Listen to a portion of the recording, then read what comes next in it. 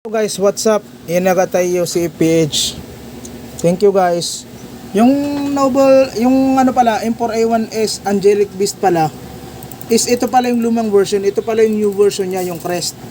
Bali, kailangan mo ng 2 piraso nito para magkaroon ka na ito. Ipapalit mo siya, magre-register ka kay CPH. May forum sila dyan.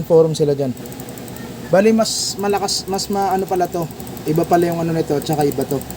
Mas maganda pala yung Crest.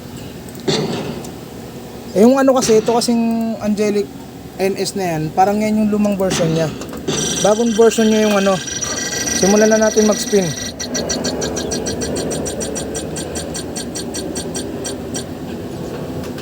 Tulad ng dati, makukuha mo rito yung pinaka ano, yung Big 3. Big 3 muna ang makukuha mo rito. Okay.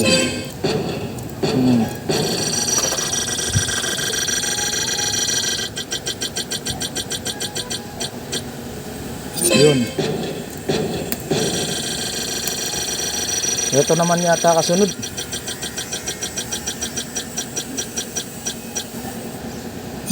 Yan. Tunawin ko muna to pansamantala. Dismantle para may pang spin tayo.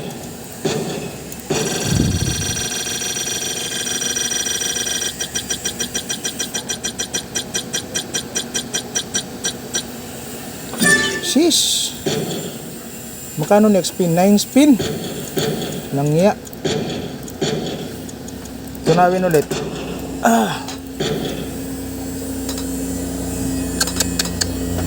Wala na tayong pang spin. Tinuno ko yung isa, wala nang ibang ano, bigay na spin.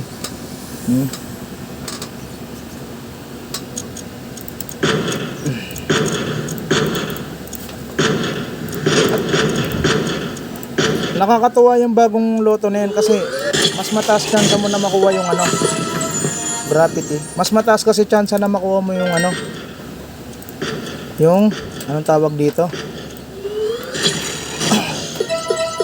mas mataas makuha na, mas mataas yung chance na makuha mo yung M4A1 Angelic kaysa dun sa Crest. Pero mapapagastos ka pa rin talaga.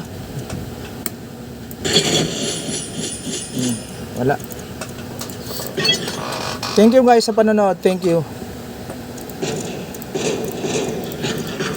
Ayan o, makikita mo dyan, magkaiba talaga sila. Ayan o, may ABCD siya nakalagay, ABCD. May ABCD siya. Ayan o, iba rin tong ano, parang Noble Silver to eh. M4A1S Angelic Beast Noble Silver yata siya. Ito yata yung pinaka original version yan, na mahal talaga. Ayan. Next na lang siguro tayo mag spin, siguro sa gabi. Dagdagan ko ng isa yun. Try natin kung papalarin tayo dyan.